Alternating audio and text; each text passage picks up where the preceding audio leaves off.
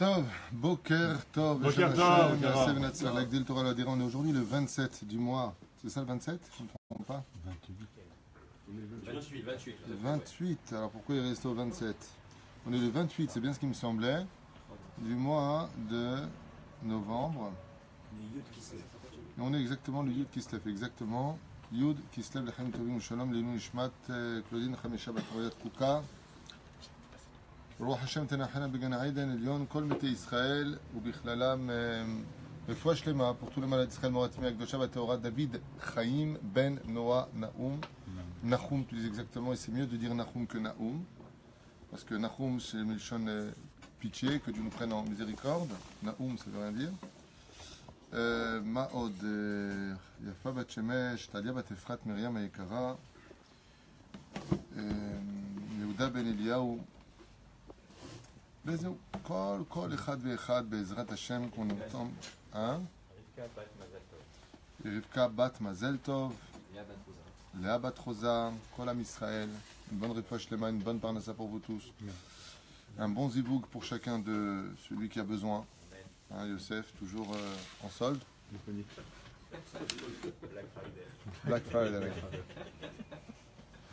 Voilà, on est dans les lois, on est mardi aujourd'hui.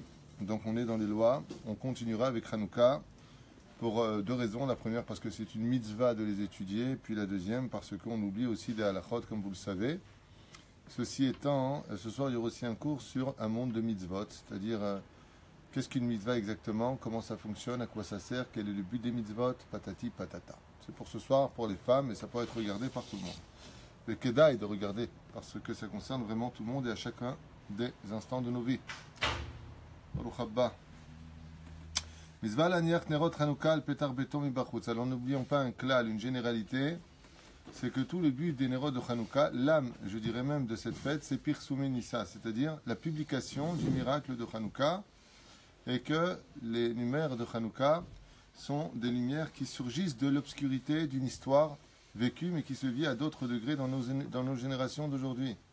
Ce qui fait que nous avons un message à faire passer à chaque fois que nous voyons les Nerot de Hanouka, c'est que même si on veut nous exterminer physiquement ou moralement, parce qu'il faut quand même savoir que même si on a l'habitude de dire que la fête de Purim c'est l'extermination du corps qu'ont voulu les goïms et que Hanouka c'est l'extermination de l'âme, eh bien il faut savoir qu'on a eu aussi une guerre physique et une guerre spirituelle à Hanouka. Ce n'est pas qu'une guerre spirituelle, c'est aussi une guerre physique. C'est pour ça que, comme je vous l'ai dit hier soir, on a une marloquette à savoir est-ce qu'on dit à l'anissim à la Pourkan dans le Noussar que nous rajoutons dans la prière que nous rajoutons à Hanouka, est-ce que c'est pour l'allumage des bougies, les 8 miracles, les 8 jours de miracles, ou est-ce que c'est pour le miracle d'avoir battu les Grecs avec des personnes âgées et incompétentes au combat dans l'absolu.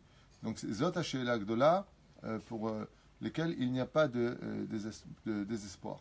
En Klal Yehush. C'est pour ça que tout le Inyan, c'est de montrer dans l'obscurité des choses, voici les lumières de Hanouka, pour dire par là que quoi que tu aies dans ta vie, sache qu'il y a toujours cet espoir, et cet espoir c'est quoi? C'est le Chelek Elokam Imal.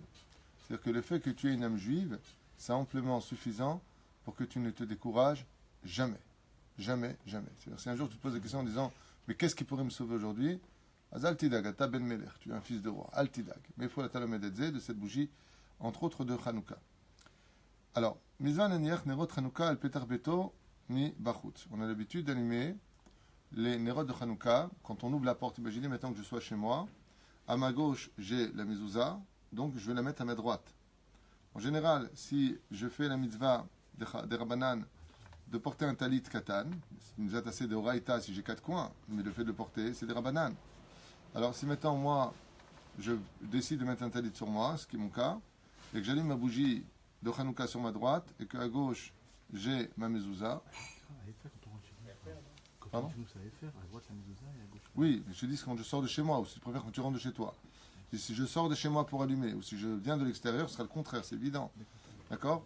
Donc si je viens maintenant de l'extérieur, ma mezouza est sur ma droite, mais si je viens de l'intérieur, ma mezouza est sur ma gauche. Et qu'est-ce que j'obtiens de ça? Des initiales. Tzitzit, ça commence par la lettre Tzadi, Mezouza, ça commence par la lettre Mem, et Hanouka, ça commence par la lettre Chet. Tzemach. Tzemach.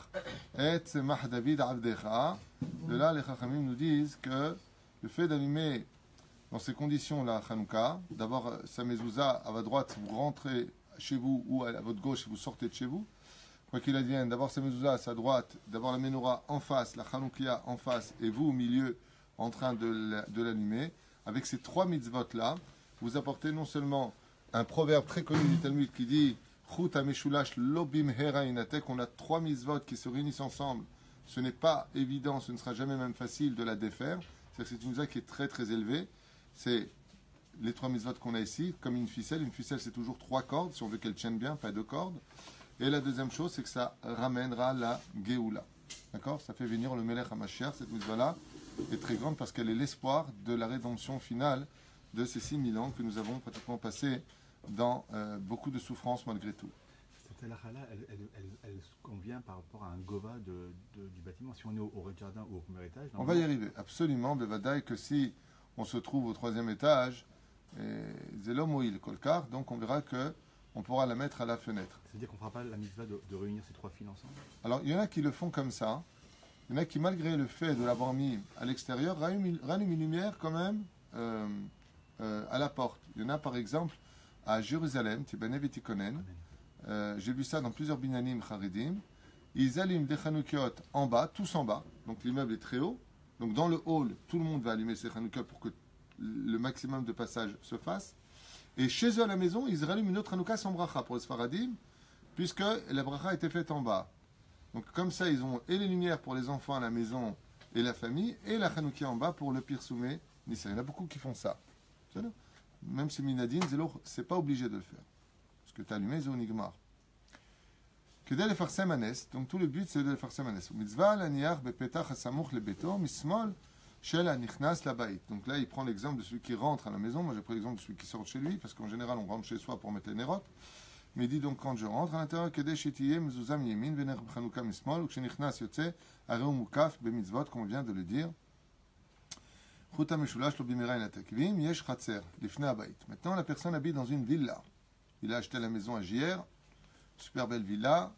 Donc en général, dans les villas, il y a toujours le même principe. Tu as un jardin, un khatser, ou une maison individuelle, tu as un khatser. Où est-ce que tu allumes? Est-ce que tu allumes chez toi? Est-ce que tu allumes au khatser? On devra allumer les bougies là où il y a le khatser. C'est comme le même principe des immeubles. Le passage, en fait, des gens de la rue. Bah oui, le but c'est que les gens de la rue, ils voient ça. Ils voient que tu as allumé les nérodes de Hanouka. Maintenant, s'il habite dans un appartement où il n'y a pas de vis-à-vis du public, vis-à-vis des gens qui sont à l'extérieur, il trouvera malgré tout une fenêtre qui donne dans son appartement du côté de la rue, là où on pourrait être susceptible de les voir. Comme par exemple dans les immeubles, aujourd'hui malheureusement, sachez-le, malheureusement, les immeubles qui sont construits dans les quartiers ne sont pas pudiques. C'est pas comme ça qu'on aurait dû les construire al-pi alacha. On aurait dû construire des immeubles où le vis-à-vis ne donne pas sur l'autre. Hein? En quinconce. C'est comme ça que normalement on aurait dû construire ces immeubles-là. Pourquoi? Parce qu'il n'est pas joli d'observer ce que l'autre il fait chez lui, ou ce que l'autre il a chez lui, ou sa femme qui passe un peu en tenue légère. Zélo y a fait. C'est pas le chemin de la Torah, ça. Aujourd'hui, c'est fait comme ça.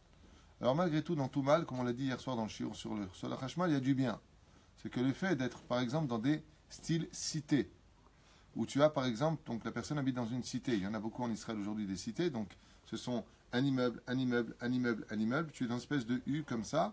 Alors, dans ce cas-là, il est évident qu'à partir du troisième étage, déjà, tu mets tes chanoukiot aux fenêtres. Pourquoi? Parce que tous les gens qui habitent en face ont visuel sur ta chanoukia. Donc le but stratégique, al-pi halacha, que ça vous ne prendrez pas la tête, c'est de déposer la chanoukia, de chercher un appartement où on pourrait trouver un endroit qui serait susceptible d'être le plus vu par le tzibour à l'extérieur. Ça s'appelle Pirsoumnissa. Maintenant, je voudrais quand même vous donner un secret qui vaut de l'or, M. Zerbi. Un secret qui vaut de l'or. C'est que plus les gens... Imaginez comme ça, je vous donne juste un petit exemple. Hein. Je mets une cloche ici, et chaque fois que je fais basculer ma cloche, vous prenez 1000 €. Vous aimeriez entendre ce gling-gling souvent? Constamment. Sachez que chaque fois qu'une personne passe et que regarde votre chanoukia et que ça lui rappelle le Nes, ça fait gling gling dans le ciel, vous prenez une mitzvah. Donc c'est pas mal, pensez-y. Chaque fois qu'une personne, mezake et tatsibour, ata mezake auto, ça veut dire que tu la places dans un endroit, et les gens ils lèvent comme ça, oh là là, regarde la Hanouka comme c'est beau, il y en a partout, et regarde, et regarde. Tu viens de faire la misa de Pir Soumenissa. Tout comme une femme, chasvé shalom, qui sortirait dénudée, chaque yeux qui veut se rincer les yeux sur elle, la fille paiera pour chacun des yeux qui se seront mis sur elle. Akadosh Baruch Hu, il ne donne pas que dans un mauvais sens, il donne surtout dans le bon sens. Il dit de la même façon, si grâce à toi tu fais des mitzvot, et que ces mitzvot-là sont observées par autrui, chaque fois qu'on regardera cette mitzvah-là que tu as faite, ling ling, pensez à la cloche. Ashrei mishezoché l'écart, de pouvoir mettre sa menorah dans une situation où le tzibour pourra au maximum l'observer. D'où l'importance de ces gens qui ne se suffisent pas de dire bon, moi je la mets là et zemayesh. Non, non, non, non. Sois comme un contremaître, sois comme quelqu'un de très intelligent. Ne mets pas ta mezouza, ne mets pas ta chanoukia dans un lieu où, ouais, bon, j'ai mis là et ça me saoule. Voilà, je l'ai fait, si tu rends service à quelqu'un, tu es bête. Tu es bête parce que tu as un son de cloche à faire entendre dans le ciel, et ce son de cloche, c'est de chercher au maximum la possibilité de... Vous savez qu'il y a des gens, je fais une parenthèse à Jérusalem, ils font des travaux. Hein. Ils mettent dehors, sur le mur de la maison, une planche, et ils mettent, un caisson, mais qui soit visible avec une boîte en verre, un truc de fou, un travail... tout ça pourquoi? Pour Pir Soumenissa. Et ils ont raison. Hein? Vous avez déjà vu ça, oui. Je ne comprends pas une chose par rapport à la halakha, justement. Si on est au 8e étage, on la met sur notre balcon, si c'est une strophite, un verre comme ça, un maquet en verre, il y a des centaines de personnes qui pourraient la voir, alors que si je la mets dans mon couloir, personne ne la verra. Au 8e étage, personne ne te verra. Mais c'est évident que tu la mettras là-bas. Mais non, normalement, la halakha, c'est jusqu'au 2e étage. Là. À partir du moment où tu as la possibilité de montrer à autrui et qu'il n'y a personne dans ton couloir, il est préférable de la mettre là-bas que là-bas. Moi, j'habite au 8e étage, ma Hanouka, elle est sur le Reshut Arabim. Elle est du côté de tous les immeubles qui peuvent regarder, sinon j'ai pas d'intérêt. S'il n'y a pas d'immeuble en face, tu déménages. Qu'est-ce que je fasse? Hein? Ken. Si, à partir du moment où j'habite, on va le voir à partir d'un certain étage, d'accord? À partir du moment où je me trouve dans une situation où je n'ai pas de pnial et Reshut Arabim. Pourquoi? Parce qu'au-dessus de 20 amot, ça fait à peu près 10 mètres. 10 mètres, ça fait 3 étages.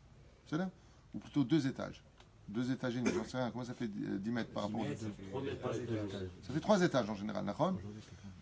Alors, les gens en général ne regardent pas au-dessus de ça. Donc, on va essayer de les mettre dans le couloir. Mais le couloir, le mec, il habite comme à Cher Cohen, c'est le seul dans son couloir. Alors, il va se faire un kiff. Non, il va pas la mettre à son étage, il va pas la mettre devant sa porte. Parce que ce qu'il va faire pour lui, c'est, ok, Chouta Meshulash Lobimira Enatek, il va la mettre pour lui avec ses tzitzit, il va passer. Mais il n'aura pas fait aucun Pir Soumenissa. Et le but, c'est Pir Soumenissa. Par contre, habitant au premier étage, il a donc accès à tout le monde. D'accord? Donc, voilà que là, il le mettra là où il... Là, ça sonne. Voilà. Là, ça va sonner. Et donc, il dit bien, voilà, c'était juste la suite. Il dit, là, le but principal, c'est Pir Soumenissa, ne l'oubliez pas. D'accord? Prenons le cas du mec qui vit dans une boîte de conserve, puisqu'il a ici ni mirpeset, balcon, ni fenêtre qui donne sur Reshut Arabim. Apparemment, il s'appelle Robinson Crusoe. Oshegar Bekomak Voa, où il habite dans un immeuble. L'étage élevé. Donc là, il est au-dessus du 3e étage. Reshut Arabim, maniach nerot bedekot eknisa ladira, veyesh noagim ladik nerot bepetach hadar amadrigot. Dans ce cas-là, il habite là-bas, où il fait devant sa porte, ou le cheder madrigot. Alors, ça, c'est ce que font en général les autres. Où est-ce qu'il allume? Cheder madrigot. Cheder madrigot, c'est en bas de l'immeuble, où il y en a qui le mettent donc en bas de l'immeuble. Cheder madrigot, là où il y a le plus de passages possibles. Dans le lobby de l'immeuble. Dans le lobby de l'immeuble. Voilà, exactement. Donc, où il le mettra à sa porte, où il le mettra s'il n'y a pas de Pir Soumenissa. Le scène? Bon, Namshir. בדורות האחרונים נוהגים רבים וכן שלמים להדליק נרות חנוכה מבפנים ואינם מדליקים על פתח ביתם מבחוץ כלל ומכל מקום אף הנוהגים כן טוב להחמיר לכתחילה להדליק נרות בפתח סמוך לפתח השמאל ואם יש לבית חלון הפונה לרשות הרבים ידליקו סמוך לחלון. Maintenant, à partir du moment où nous sommes juste pour la halakha précédente, à partir du moment où je suis au-dessus du 3e étage, donc on a vu ou cheder madrigot ou chez toi. C'est-à-dire, Achitov, vous allumez une autre Hanouka pour le Reshut Arabim si vous avez des immeubles qui sont en face. Je ferme cette... Celui qui est en prison, sa femme allume chez lui, à moins qu'elle aussi soit en prison. Et là, on a une knoufia de... Il n'a pas de femme. Alors, son fils allume pour lui. Il n'a pas de fils. Il allume dans la prison. Et mettre la mythe aussi, il est en prison, que c'est sa maison, et qu'il n'a pas qui allume, il allume dans la prison.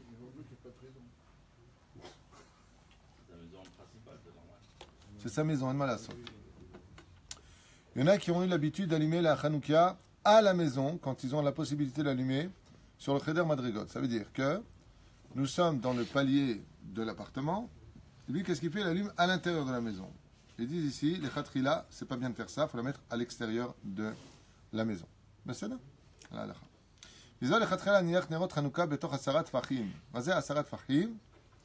C'est 80 cm au minimum du sol, minakarka. Donc si je dois mettre la menorah, il faut qu'elle soit minimum 80 cm du sol.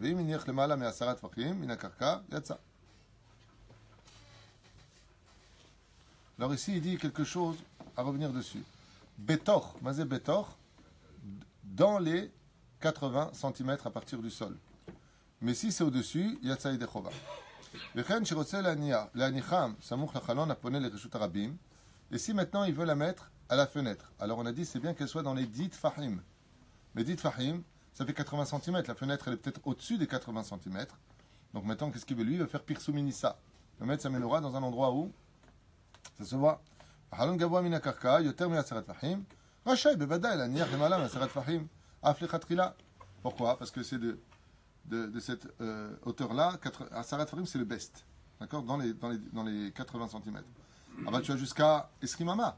Ça veut dire que Gam Lechatrila, si tu as besoin de prendre en question, par exemple, de mettre ta menorah sur la table de la cuisine ou sur un tabouret ou peu importe, qui donne les Reshut Arabim, parce qu'en face, il y a une tonne de monde, qui a plein de fenêtres en face, qui peut voir la menorah, la Hanoukia. Donc, va dire que tu peux les mettre là-bas et bien au-dessus de Asarat Farim. מהו הדין אם מניח נרות חנוכה למעלה מ10 אמה? מ20 אמה, סליחה, מן הקרקע, ולא יצא ידי חובה. בדיעבד וצריך לכבות את הנרות להניחם במקום כשר, ואחר כך יחזור וידליק בשנית, ומכל מקום לא יברך עליהם. Si la personne a allumé sa Hanouka au-dessus de 20 amot, c'est-à-dire au-dessus de 10 mètres, il n'a pas fait la mitzvah, il devra éteindre, replacer sa menorah, et uniquement après, sans bénédiction, rallumer. צריך להניח נרות למעלה. Mais par contre, à partir de quand le minimum du karka, à partir du sol, le minimum c'est quoi?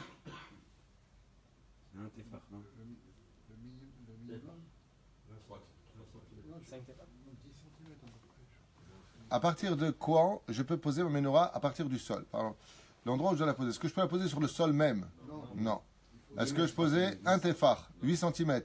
Non. Non, c'est 24 cm, c'est 3 tefachim. Shloshat fahim. Le minimum, retenez bien ces mesures-là. Le minimum, c'est Shloshat Fahim. Le mieux, c'est Asarat Fahim. Ça veut dire entre 3 Fahim et Asarat Fahim. Au-dessus, c'est toujours bon. C'est là. Ça, c'est la mesure de la Hanoukia. Si j'ai une Hanouka qui fait 2 mètres, la Hanoukia elle-même. Vous avez ça, Deradaïm? Je peux la mettre par terre? Oui. Directement par terre? Oui, parce que c'est Oui. la mesure, elle est pour la Parce que c'est le pied qui est par terre. C'est ce qu'on appelle une Hanoukia finger.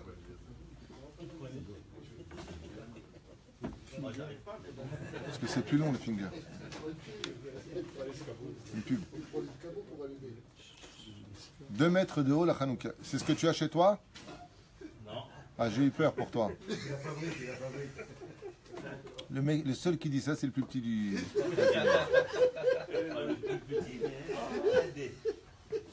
Le mec, 1m50, il dit est-ce que je peux avoir une Hanouka de 2 mètres? Non, mais il a l'escabeau à la maison. Ah, ça va. ומניחם בתוך 3 טפחים מן הקרקע יצא ידי חובה. טוב.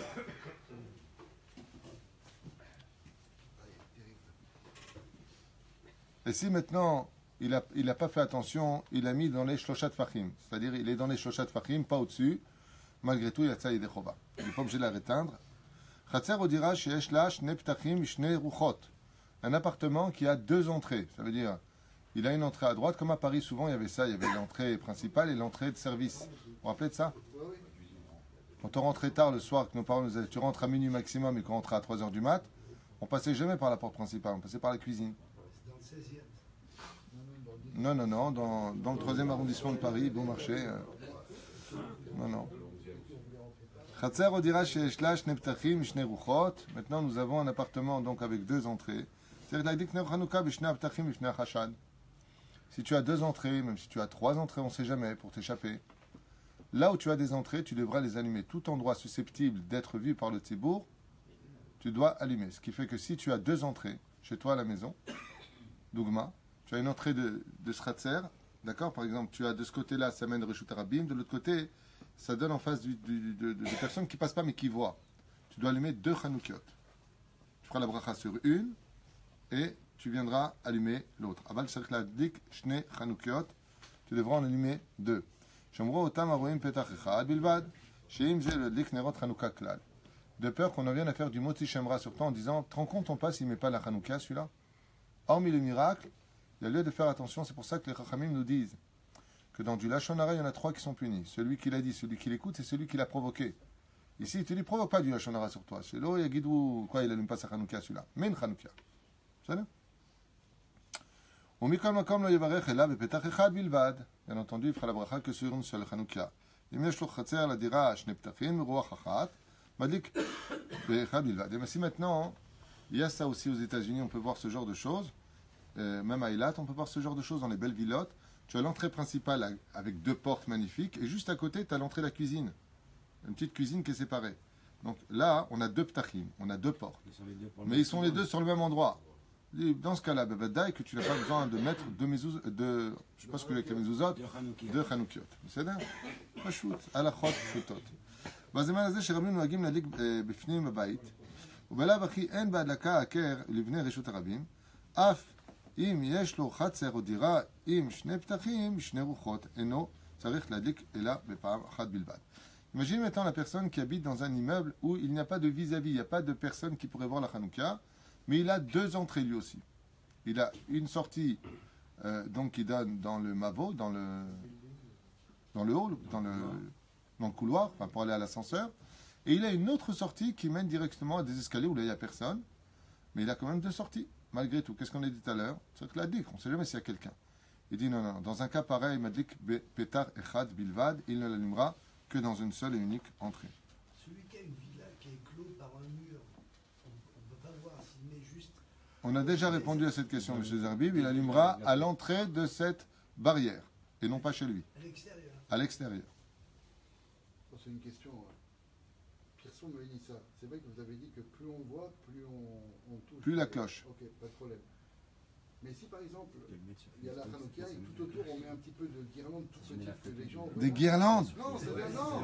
Le 25 du mois de décembre, tu le mets des guirlandes? Les gens, Ils vont dire c'est un judéo-chrétien. Ils veulent voir des couleurs des fois, et en voyant les couleurs, ils voient les bougies de Hanouka. Alors je voudrais te dire une chose. Chas vechalil avechas, qu'on en vienne à décorer les mitzvot pour qu'elles soient appréciées par les autres. Toute la grandeur et la splendeur de la Hanouka n'a pas besoin d'être accompagnée de guirlandes ou de choses comme ça.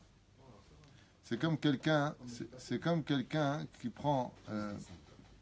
prendra avec lui un verre de vin pour s'imaginer être heureux alors qu'il étudie la Torah. C'est un peu le cas de Nadav et Avihu. Parce que le vin rend le cœur de l'homme heureux. Qu'est-ce que vous avez besoin de boire du vin pour vous rendre heureux? Alors, moi, je ne vous suffis pas, il dit Hachem. Pas besoin de guirlandes. On n'a pas besoin de ça. Surtout que les guirlandes, je rappelle qu'elles sont symboliques de chrétienté pour la fête qui tombe pratiquement à la même période, le 25 du mois de Kislev. Les chrétiens ont imité la fête du 25 du mois de décembre, d'accord? Et je rappellerai que les bougies de Hanouka, les Lef Elfei Avdalim représentent l'espoir. Qu'est-ce qu'on fait, eux? Ils ont fait naître, soi-disant, un espoir. Il est né le divin enfant.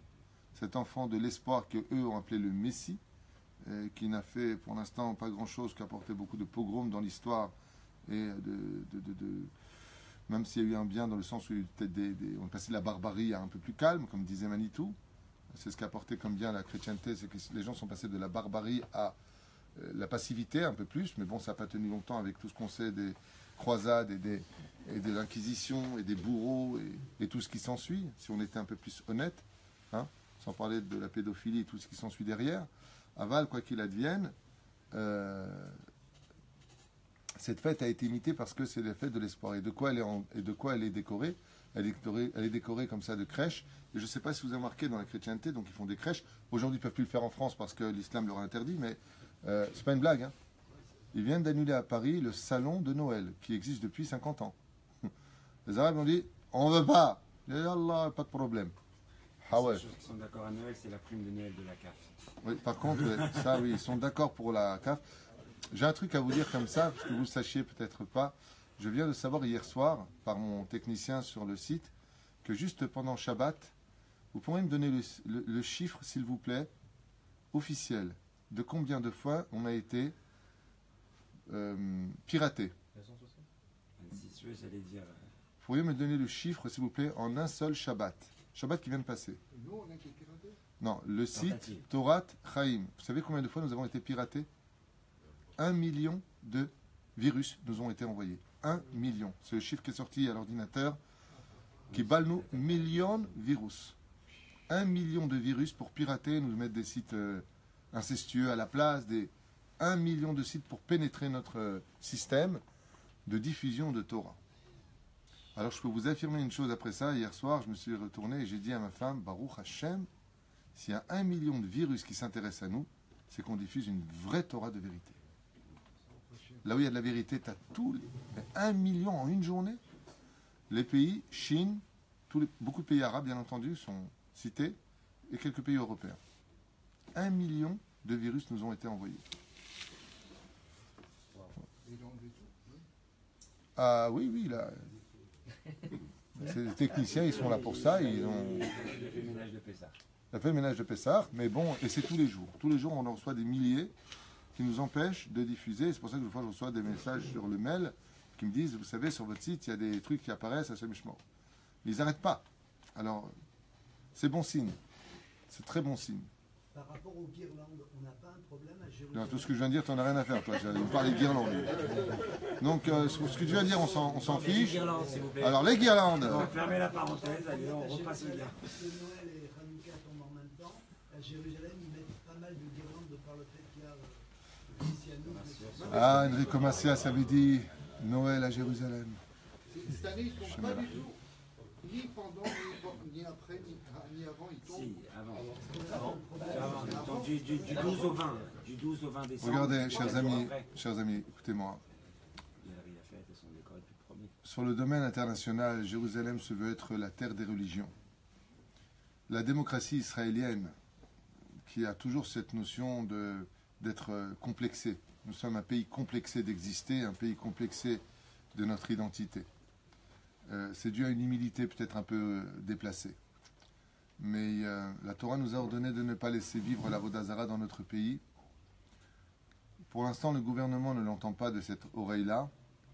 Alors les trois religions sont présentées, et représentées plus que trois même, puisque les mormons sont représentés, les sectes sont représentées, les réformistes sont représentés. Vous avez la fête de Noël, donc vous avez des églises qui sont juste à côté du Kotel et qui font entendre leurs cloches toute la journée là-bas. Le système démocratique dans lequel nous vivons, le fait que nous venions nous-mêmes de pays européens où nous ont laissé construire nos synagogues, donc il y a aussi cet effet de droite et gauche, mais le jour où on comprendra qu'on ferait mieux d'écouter ce que nous dit Hachem que d'écouter notre cœur et notre esprit dit humaniste, peut-être qu'on s'en sortira mieux. En attendant, le gouvernement israélien permet grandement de pratiquer le christianisme en Israël, permet grandement de pratiquer toutes sortes de sectes. À partir du moment où il y a des théoudotes, même de sectes avec des statuts et tout, elles sont reconnues même au ministère du culte. D'accord ? Pour l'instant, on en est là. C'est ce que je vous disais la dernière fois, il y a encore une galoute à l'intérieur du pays. Il y a beaucoup de problèmes aussi de cache-route, il y a beaucoup de problèmes dans l'éducation, il y a beaucoup de problèmes dans plein de choses. Mais de l'autre côté, ça fonctionne et si Dieu veut, on avancera. Et ce qui est certain, c'est que, comme l'avait dit une fois Einstein, l'obscurité n'existe pas, c'est simplement l'absence de lumière qui crée l'obscurité. De la même façon, le jour où il y aura plus de lumière et d'assurance dans le cœur de chaque juif, alors l'obscurité de tout ce que nous vivons disparaîtra de lui-même. Je pense que s'il y a de la place aujourd'hui pour tellement de choses qui ne sont pas adéquates à la halakha, c'est tout simplement parce que nous, on manque de ce qu'il faut faire. Je pense qu'il y a un manque, sans critiquer nos juifs, parce qu'on fait déjà beaucoup grâce à Dieu, et vous méritez beaucoup d'applaudissements pour toutes les mitzvot que nous faisons. Mais je pense que s'il y avait peut-être plus d'enthousiasme dans l'accomplissement des mitzvot, plus de sérénité, plus d'amour entre nous, je pense que de lui-même ça partirait. En d'autres termes, ce n'est pas que le gouvernement qui est responsable de ce qui se passe, il y a aussi nous qui sommes responsables de ce qui se passe par le biais de manque de demande. Par exemple, est-ce que, M. Zerbi, vous avez prié récemment, sur les 10 dernières années, pour qu'il n'y ait plus d'Avodah Zara en Israël? Ça date de quand? Voilà. Si je fais un tour de table, je pense que tout le monde va baisser la tête. Donc si ça ne nous dérange pas, pourquoi ça dérangerait Dieu? Vous comprenez ce que je veux dire? C'est-à-dire que, est-ce que nous, ça nous touche? Par contre, si la banque nous appelle, vous avez prié quand pour votre parnassa la dernière fois? Ce matin. Voilà. Et toute la différence, elle est là. C'est-à-dire que notre petit soi, notre petite lumière est très concentrée sur notre plat, notre table, notre chaise, notre bien-être personnel, le bien-être de mes enfants. Mais je vous l'ai déjà dit, chers amis, il y a une dimension qui dépasse le domaine familial, c'est la nation. Et au niveau de la nation, est-ce qu'on s'inquiète pour Hachem? Est-ce qu'il y en a un qui s'est dit, te rends compte que tous les jours, Hachem, il écoute des cloches? Tu vois ce que je veux dire? Est-ce qu'on s'est inquiété de ça une fois? Il y a des gens qui passent avec des croix ou des choses. Bon, je m'excuse pour ceux qui sont chrétiens qui écoutent ça, mais Maché Emet Emet. Est-ce qu'on s'est... Al-Pi Alacha, selon le Shulchan Aruch, Assour. Est-ce qu'il y en a un qui s'est inquiété de ça? Est-ce qu'il y en a un qui s'est mis à pleurer parce que sur le mont du Temple, des islamistes font ce qu'ils veulent, alors qu'on est dans un endroit le plus saint du monde? Alors on ne peut pas faire la guerre, on ne peut pas y monter, tout ce que vous voulez, mais est-ce qu'on pleure pour ça? Est-ce que ça nous empêche de manger de la viande? Est-ce que ça nous empêche d'éclater de rire?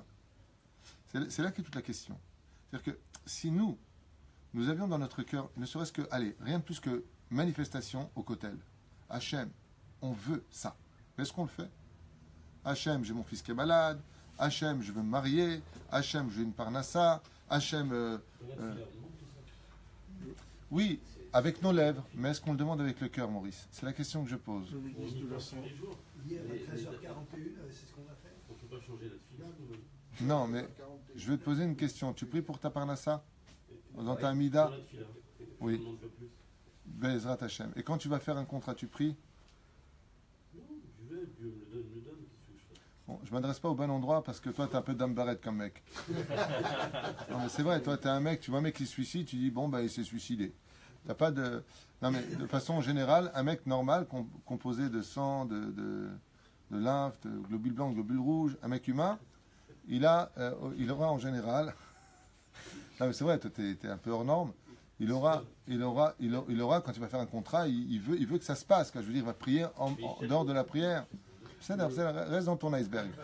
Je ne parlais pas de ça. Je parlais d'un mec normal, il va prier pour quelque chose qui est très important pour lui. Je ne dis pas que ce n'est pas important de prier pour nos enfants. Il faut prier pour nos enfants. Ce matin, même, j'ai prié pour mes enfants. Mais je prie tous les jours pour une chose. Je prie tous les jours qu'il y ait le Beth Amikdash, qu'il y ait une grande Géoula pour la Shrina et pour les enfants d'Israël. Et que chacun de nous, passions réellement, comme je dis souvent à la fin de ma prière, qui daille les tsarotenu, m'aspique pour nos malheurs, m'aspique d'entendre des enfants qui sont malades, faites des téilim, faites attention, ça va pas, attention, ceci. Et pourquoi Dieu a fait ça? Vous avez déjà posé la question? Allez, je vous le donne. Vous savez pourquoi Hachem nous envoie toutes les 2 secondes faites des téilim dans tous les réseaux sociaux? Pour la hardoute. Comme on n'arrive pas à s'unir par le biais du shalom et du sourire, alors Dieu nous l'envoie par le biais de la maladie. Vite, je vous en prie, faites passer, ne cassez pas la chaîne, faites passer. Mais c'est quoi le message Hachem? C'est la hardoute. Et si Bezrat Hachem, on avait cette hardoute, si on avait ça en nous, vous pouvez être certain qu'à mon bien, à mon humble avis, on aurait des résultats de folie, des choses inimaginables qui se passeraient sans guerre, dans le calme. Parce que les nations du monde attendent d'Israël quelque chose. Et nous, on attend des nations du monde quelque chose. C'est fou, hein? Et Dieu, il attend de nous quelque chose. Donc si les nations... Si tous les juifs prient comme il se doit, tout ça arriverait. Sans blague. C'est marqué, vous savez, marqué dans les prophètes. C'est marqué dans les prophètes. J'en ai marre de vos prières sorties de vos lèvres. Et les sages, ils disent, mais c'est sorti de vos lèvres, pas sorti du cœur. Hachem, c'est Fatat Iftar, Baruch Hachem, Boné Yerushalayim, construis Jérusalem. Il dit, d'accord, tu le dis comme tu dirais, par exemple, c'est marqué Boné Naalaïm, tu l'aurais dit pareil.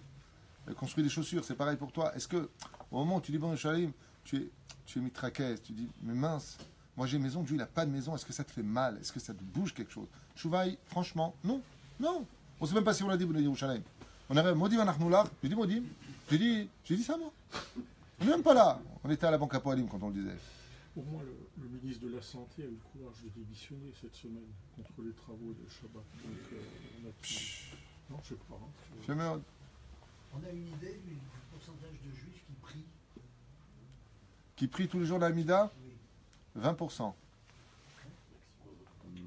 Non, c'est un séquer qui a été fait.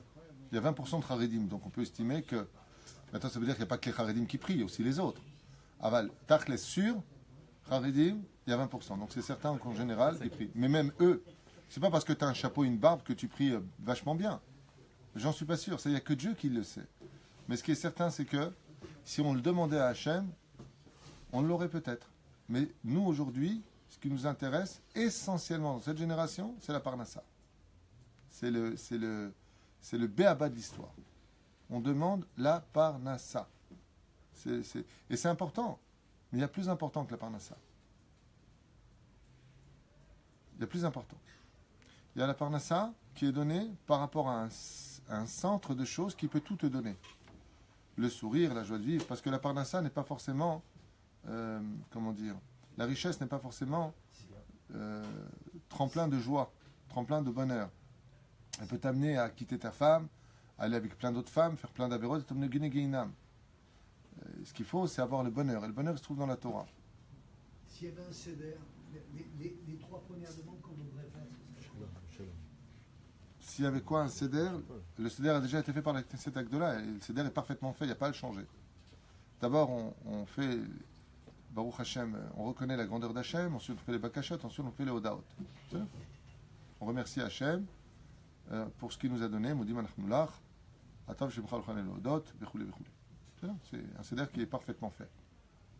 Si on donne des cadeaux aux enfants à Hanouka, c'est une forme d'assimilation? Pas du tout. Alors, moi dans mon éducation, j'ai toujours provoqué l'enthousiasme de mes enfants en faisant des cadeaux à Hanouka. Donc ils attendaient leurs cadeaux, mais c'est pas forcé, c'est pas obligé. Mais c'est bien à Hanouka, par exemple, de donner de la joie, parce que c'est une fête de joie, c'est la fête de nos enfants. Alors si maintenant ton truc c'est de lui acheter le dernier iPhone pour Hanouka, il est évident que tu aurais fait te couper les mains. Parce que s'il y a une des choses au monde qu'il faut retirer dans les mains de nos enfants, c'est l'iPhone. C'est loin d'être un cadeau, c'est la clé du Guéinam que tu lui viens de la mère de la main. C'est-à-dire tu leur viens d'acheter en ce moment la clé du Guéinam dans lequel tu les envoies.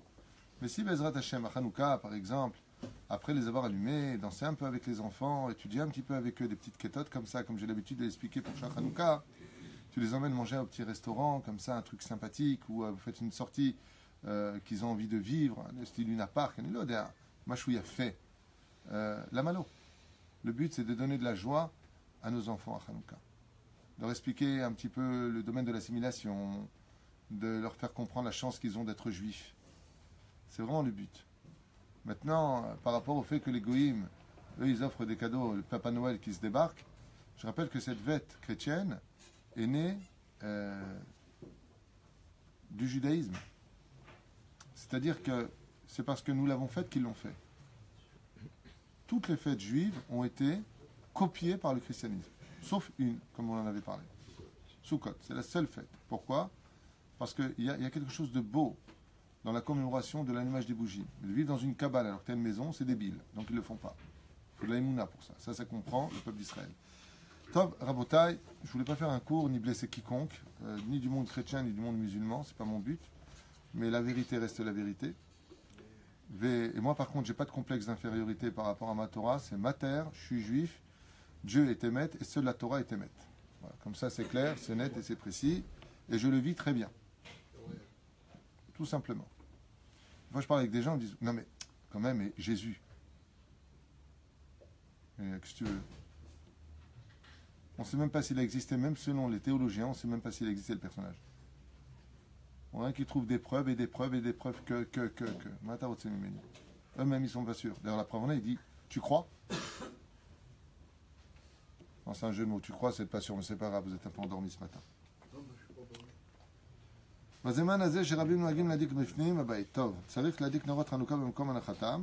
Par contre, il y a une chose qu'on ne peut pas faire à Hanouka, c'est de prendre un plateau, de les emmener allumer à droite pour aller les déposer à gauche. Dougma, si une personne est au lit, le balabaït, le mari est en son lit, il est alité. je ne pourrais pas prendre le plateau où il y a la Hanouka, lui emmener qu'il les allume et je les emmène après poser. Tu les allumes là où elles sont posées. Tu ne peux pas les déplacer. Mais c'est là. Il y a chez nous encore autre chose. Assur lanou lishtamesh bahem klal. On ne peut pas profiter de ces lumières, bichlal, ni pour lire, ni pour s'éclairer, quoi que ce soit. Assur. En tout cas pendant la première demi-heure. C'est un remède aux enfants. Tu ne fais pas des enfants pour toi, pour t'en servir pour toi. Assur lanou lishtamesh bahem klal. Tu fais des enfants pour eux, pour Hachem, pour qu'ils servent Hachem. C'est là. Et si la personne l'a fait, c'est-à-dire qu'elle les a allumés à droite, après elle veut les allumer, elle veut les apporter à gauche, dans ce cas-là, elle les éteint, elle les rallume, mais sans bénédiction. Et c'est le même digne. S'il a allumé les bougies à droite, il s'est rendu compte que c'était mieux de l'autre côté, il veut déplacer le plateau, il les éteint, il les rallumera là-bas. Dernière halakha avant de vous quitter pour le sujet d'aujourd'hui, l'emplacement de l'allumage des bougies de Hanouka. Bien cher, tu notes le titre, l'emplacement des bougies de Hanouka. Et là,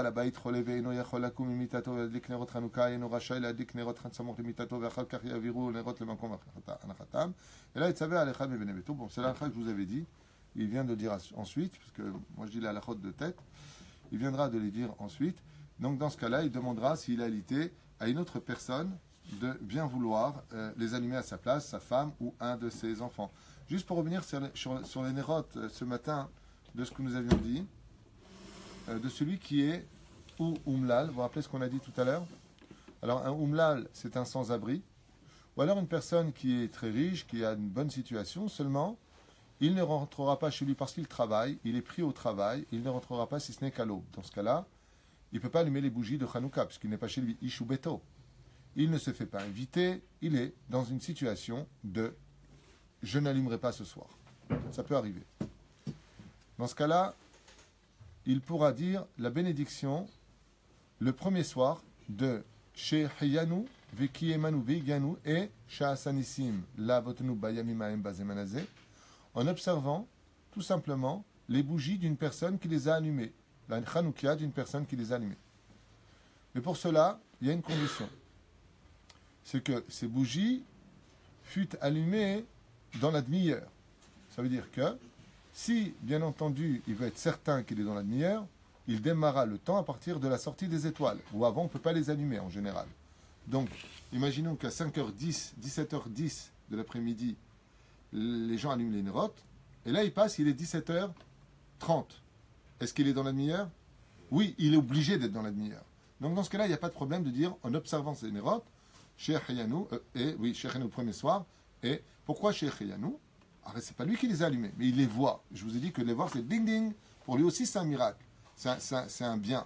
Donc, il dira Sheikh Hayanou, et il dira Sha'asanissim. Il ne peut pas dire la dik ne Hanouka. Reshitivot Nahal, c'est important de le penser. Mais pourquoi? Parce que c'est pas lui qui les a allumés Tachles. Donc ça, c'est le premier cas. Si c'est après la demi-heure, en aucun cas il a le droit de dire la bracha, il les regardera, et comme je l'ai dit, les lumières de Hanouka, Mardirim et Aneshama, Emouna, rentrent dans la Neshama de la Emouna et de l'espoir, d'où l'importance d'observer ces magnifiques lumières qui nous sont proposées à tout instant pendant les 8 jours de Hanouka. La deuxième chose, si maintenant ces personnes-là regarde la Hanouka, mais que la bougie du jour même, on a vu ce matin, la bougie du jour même, elle s'est éteinte. Vous savez que Minadine, une bougie par soir. Maintenant, cette bougie-là, on est le 4e jour. La première bougie, donc la plus importante, s'est éteinte. Ce qui reste, c'est les mitzvot haïdour. 3 bougies qui sont là pour enjoliver la mitzvah. Est-ce que je dois dire ou pas la bénédiction dans ce cas-là? Réponse, oui. Pourquoi? Mishum, Pirsume, Nissa. Parce qu'il y a la publication du miracle. Donc, le fait d'observer malgré tout les Nerot Haïdour me rappelle le miracle de Hanouka, et c'est sur le miracle de Hanouka en fin de compte, Sha'asan Nissim. Donc même s'il n'y a pas la lumière principale du soir, et que j'observe cette Hanouka, je pourrais le faire maintenant si j'arrive à 8h. Et je vois une Hanouka qui est allumée. Comment je fais pour faire la bracha dessus? Réponse, je tape à la porte et je demande, Shalom bracha, je ne vais pas allumer les bougies de Hanouka, je voulais savoir il y a combien de temps que vous les avez allumées? La personne va te dire, il y a un quart d'heure, fais-le. Je suis à peut-être 3 quarts d'heure, 1 heure. Tu ne fais pas. Mais c'est là. Le Yotzim Yedechova avec des bougies de Hanouka qui sont chashmalites. Vous savez que si c'est des ampoules électriques, on ne peut absolument pas accomplir la misa, contrairement à Shabbat où on peut. On anime la lumière d'une ampoule, pas d'une LED ampoule. Et donc, je dis la bracha, ce qu'on fait en général à l'hôtel. Quand je suis à l'hôtel, on ne peut pas allumer dans le lobby. Bien entendu, c'est bracha levatala. Les femmes font tous cette erreur d'allumer dans le lobby alors que c'est strictement interdit. On ne fait pas de bracha, c'est dans le lobby, tu as eu dans le lobby si tu veux. On peut allumer dans le chadar ochel, là où on va manger, mais qu'à une condition, c'est que tu sois la première personne à faire avec la bénédiction, parce que si tu viens, quelqu'un a déjà fait la bracha, toi, tu ne peux pas la faire. Donc, dans la chambre, l'hôtel, de par des problèmes de sécurité, te l'interdit. Alors, comment j'allume? Réponse, tu dis la bénédiction, madame ou monsieur, peu importe, en tout cas, c'est les dames qui ont l'habitude de le faire. Dans les chambres d'hôtel, il y a une petite pièce en général qui reste allumée avec une lampe. Tu dis la bracha et tu allumes tout simplement cette lampe qui fera guise de Nerot de Shabbat. Et s'il n'y en a qu'une, Mina Din, on peut allumer qu'une seule bougie pour le Shabbat. Zachor Veshamor, c'est en souvenir du dicton des 10 commandements. Mais Mina Din, une seule bougie, Veyatzati et Dechovah, et j'aurais éventuellement accompli la mitzvah. Donc maintenant, si je me trouve donc dehors dans ces conditions, on avait donné Darmon une troisième halakha, tu te rappelles? Non, je parle de ce matin.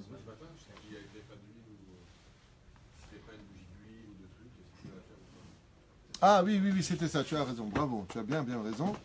Oui, ça c'est une mahlouquette que ramène le Rav Ovadia Yosef, Zatzal.